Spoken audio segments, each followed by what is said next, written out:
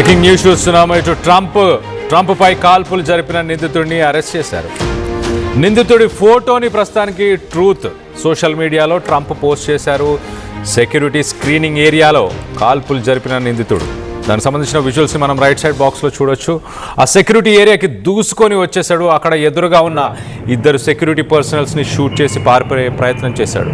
So ఒక్కసారిగా security personals అతన్ని అడ్డుకునే ప్రయత్నం చేశారు. మొత్తంగా 8 రౌండ్ల కాల్పులు జరిపిన ఆ వ్యక్తిని అరెస్ట్ చేసిన ఫొటోస్ని మనం రైట్ సైడ్ బాక్స్లో చూస్తున్నాం. డొనాల్డ్ జే ట్రంప్ అరెస్ట్ చేసిన తర్వాత ఆ ఫొటోస్ని రిలీజ్ చేశాడు ఇటు అమెరికా ప్రెసిడెంట్ ట్రంప్. కానీ ఆ ఈవెంట్ ఏదైతే జరుగుతుందో జర్నలిస్టులు 2600 మంది జర్నలిస్టులకు సంబంధించిన వైట్ హౌస్ ఈవెంట్, జర్నలిస్టులతోని ప్రెసిడెంట్ కలిసి ఆ డిన్నర్ మీటింగ్కి ఎలాంటి పర్మిషన్ లేకుండా, ఎలాంటి సెక్యూరిటీ క్లియరెన్స్ లేకుండా కావాలనే గన్ను తీసుకొని అందులోకి పరుగులు తీశాడు ఆ నిందితుడు. అంటే ట్రంప్ని చంపాలన్న ఉద్దేశమేనా? ఖచ్చితంగా అంటున్నారు ఇటు విశ్లేషకులు. మనం చూడొచ్చు ఆ సెక్యూరిటీ ఎంతమంది అక్కడ నిల్చొని అడ్డుకునే ప్రయత్నం చేస్తున్నారు. వచ్చి రాగానే ఆ సెక్యూరిటీనే ఫస్ట్ షూట్ చేశాడు. ఆ సెక్యూరిటీ కింద పడిపోయే ప్రయత్నం చేస్తూ మొత్తానికైతే మళ్ళీ తన వెపన్స్ని తీసుకొని ఆ నిందితుడిని పట్టుకునే ప్రయత్నం చేశారు. సీక్రెట్ సర్వీసెస్, లా ఎన్ఫోర్స్మెంట్ ఈ బృందాలన్నీ కూడా ఇమీడియట్గా రెస్పాండ్ అయ్యాయి, సరిగ్గా పనిచేసాయి, చాలా వేగవంతంగా పనిచేస్తాయి అంటూ వాళ్ళని కంగ్రాచ్యులేట్ చేస్తూ ట్రంప్ ట్వీట్ చేశారు. సీక్రెట్ సర్వీస్ సిబ్బందికి ట్రంప్ కంగ్రాచ్యులేషన్స్, అలాగే ధన్యవాదాలు, థ్యాంక్స్ చెప్తూ వైట్ హౌస్ కరస్పాండెంట్స్ డిన్నర్లో చోటు చేసుకున్న ఘటన గురించి ఆయన సోషల్ మీడియా మాధ్యమంలో మాట్లాడాడు. మనం దానికి సంబంధించిన విజువల్స్ని చూడొచ్చు.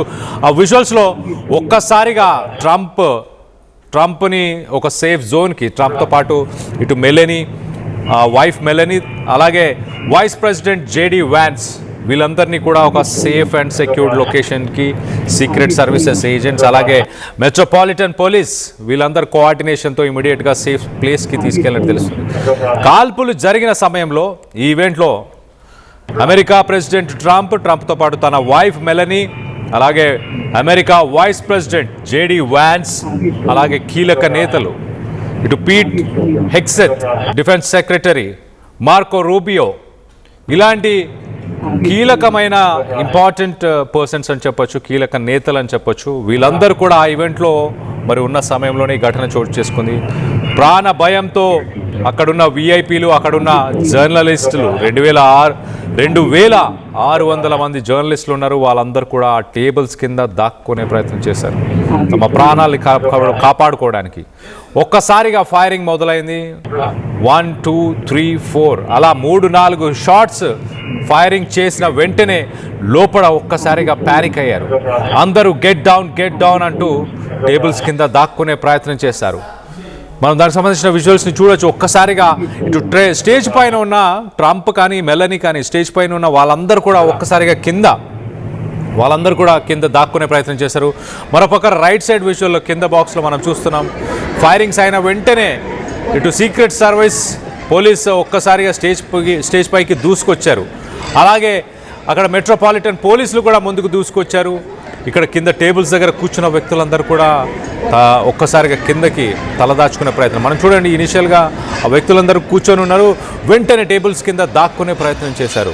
అంటే ఒక సూపర్ పవర్ లాంటి అమెరికా ప్రెసిడెంట్ని అటాక్ చేయడానికి ప్రయత్నించిన ఆ దుండగుడు ఎవరు ఏంటి అనే డీటెయిల్స్ ఇప్పుడైతే బయటికి రాలేదు. కానీ ట్రంప్ సురక్షితంగా, ట్రంప్తో పాటు JD Vance, Trump wife Melanie వీరందరూ కూడా సేఫ్గా ఉన్నారు, సేఫ్ ప్లేస్కి ట్రాన్స్ఫర్ అయ్యారు అంటూ సీక్రెట్ సర్వీసెస్ కూడా ఒక స్టేట్మెంట్ ఇచ్చింది.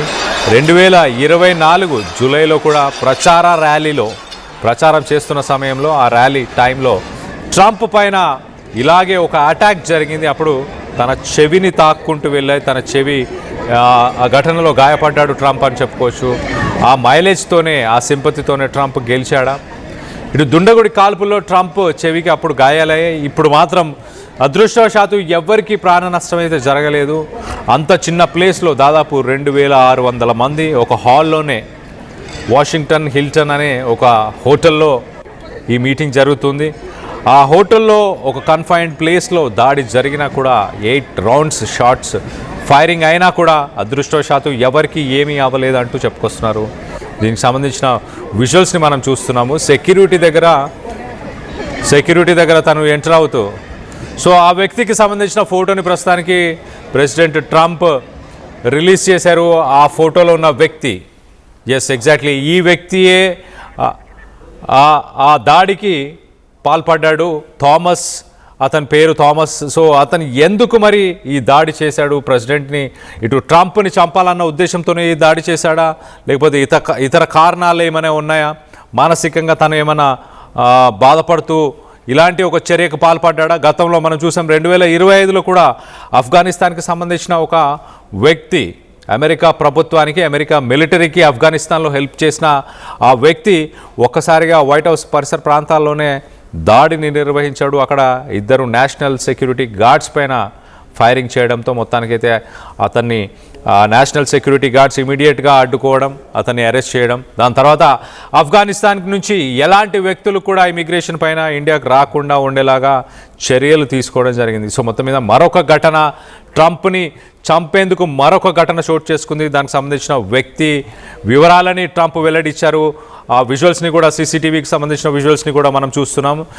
పరిగెట్టుకుంటూ లోపలికి సడన్గా వచ్చేసాడు. అప్పటికే అతన్ని షూట్ చేసే ప్రయత్నం, మరి షూట్ చేసినా కూడా తనకి ఎలాంటి గాయాలు అవ్వలేదు. తనని అరెస్ట్ చేశారు. తను పూర్తిగా ఒక బుల్లెట్ ప్రూఫ్ జాకెట్ ఏమైనా వేసుకొని లోపలికి వచ్చి దాడి చేసే ప్రయత్నం చేశాడు. తన దగ్గర ఒక సీరియస్ వెపన్ ఉంది, ఒక చాలా హైలీ సొఫిస్టికేటెడ్ వెపన్, ఒక టెక్నికల్ వెపన్ ఉంది. ఆ వెపన్ చూసి కూడా భయపడ్డామంటూ కొంతమంది ఇంటర్నేషనల్ మీడియాకి సంబంధించిన జర్నలిస్టులు, ఓనర్స్ వాళ్ళందరూ కూడా కొన్ని పోస్టులలో వాళ్ళు చెప్పుకొచ్చే ప్రయత్నం చేస్తారు. మొత్తం మీద ట్రంప్కి అపాయం తప్పిపోయింది. సీక్రెట్ సర్వీసెస్, అలాగే అక్కడున్న మెట్రోపాలిటన్ పోలీస్ వీళ్ళందరూ సమన్వయంతో పని చేయడం వల్ల సేఫ్గా ఉన్నానంటూ సోషల్ మీడియా మాధ్యమం ట్రూత్లో తను పోస్ట్ చేశాడు. దానికి సంబంధించిన విజువల్స్ని మనం చూస్తున్నాం. అక్కడ చాలామంది జర్నలిస్టులు కానీ మిగతా వ్యక్తులు పరుగులు తీస్తున్న విజువల్స్ని మనం చూస్తున్నాం. వాళ్ళందరూ కూడా భయభ్రాంతులకు గురై పరుగులు తీస్తున్న ఇమేజెస్ని మనం చూస్తున్నాం. మరోపక్కన ట్రంప్ స్పెషల్ సెక్యూరిటీ సర్వీసెస్, అంటే ప్రెసిడెంట్కి ఏదైతే special security, secret security services ఉంటుందో ఆ సీక్రెట్ సెక్యూరిటీ సర్వీసెస్, అలాగే మిలిటరీ, అలాగే ఆయనకు సంబంధించిన మెట్రోపాలిటన్ పోలీస్ వీరందరూ కూడా పరుగులు తీస్తున్న విజువల్స్ని మనం చూస్తున్నాం. సో ఒక్కసారిగా భయభ్రాంతులకు గురయ్యారు. ఆ మీటింగ్ అవ్వక ముందే ఇలాంటి ఒక దారుణం చోటు చేసుకుంది. ఏది ఏమైనా ఇట్స్ ఎ గ్రేట్ ఈవినింగ్ అంటూ ట్రంప్ ట్వీట్ చేశాడు. ఇట్స్ ఎ గ్రేట్ ఈవినింగ్, కుదిరితే ఈ డిన్నర్ మీట్ని మళ్ళీ కంటిన్యూ చేద్దామంటూ కూడా ఆయన చెప్పుకొచ్చే ప్రయత్నం చేశాడు. సో మొత్తం మీద ఒక్కసారి ఆ విజువల్స్ని లెఫ్ట్ సైడ్ బాక్స్లో మనం విజువల్స్ని చూస్తున్నాం. అలా ఎంటర్ అయిన ఆ వ్యక్తి సెక్యూరిటీ పర్సన్స్ని దాటుకొని వెళ్ళే ప్రయత్నం చేశారు. దాని తర్వాత అక్కడున్న ట్రంప్ని దాడి చేయడానికి ఆ హాల్లోకి, బాల్ రూమ్లోకి ఎంటర్ అయ్యే ప్రయత్నం చేసినప్పుడే సెక్యూరిటీ ఫోర్సెస్ అతన్ని హోల్డ్ చేయడం జరిగింది. మొత్తానికైతే అరెస్ట్ చేశాము. ఆ నిందితుడు ఇప్పుడు ప్రస్తుతానికి మా అధికారుల అందుబాటులోనే ఉన్నాడు అంటూ ఇటు ట్రంప్ పోస్ట్ చేశాడు. అలాగే సీక్రెట్ సర్వీసెస్, పోలీస్ వీళ్ళందరినీ కూడా అప్రిషియేట్ చేయడం జరిగింది. దీనికి సంబంధించి మీరేమనుకుంటున్నారు? ట్రంప్పై కాల్పుల వెనుక ఇరాన్ హస్తం ఏమైనా ఉందని మీరు భావిస్తున్నారా? ఇతర దేశాలకు సంబంధించి ఏదైనా హస్తం ఉందని మీరు భావిస్తున్నారా? లేకపోతే అమెరికన్సే ట్రంప్ని ప్రెసిడెంట్గా వద్దని అనుకుంటున్నారా? దీనికి సంబంధించిన మీ అభిప్రాయాలు ఏంటనేది కింద కామెంట్ రూపంలో తెలియపరచండి. అలాగే అక్కడ ఎలాంటి పరిస్థితులు నెలకొని ఉన్నాయో ఒక్కసారి ఆ విజువల్స్ని చూసే ప్రయత్నం చేద్దాం.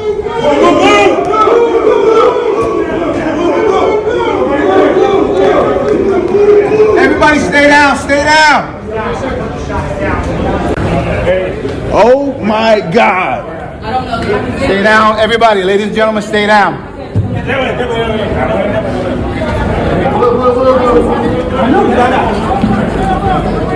Where's that at? He's inside, he's not inside.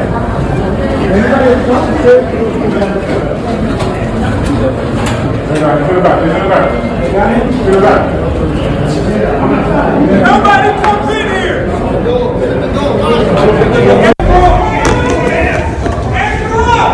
Where's it coming from?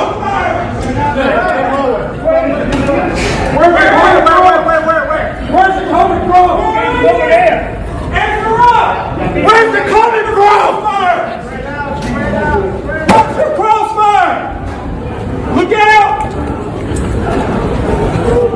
Somebody go.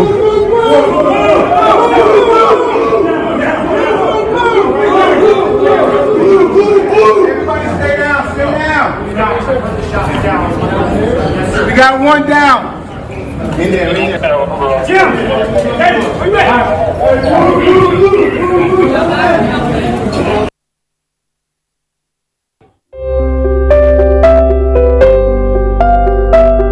చిన్న చిన్న ఆనందాలు 35 ఏళ్లుగా నా జీవితంలో లేవు. 35 ఏళ్లుగా నేను డైపర్లలో బ్రతికాను. 6 సెంటీమీటర్ల ఫిస్టులా నా మూత్రాశయంలో లీకు కారణమైంది.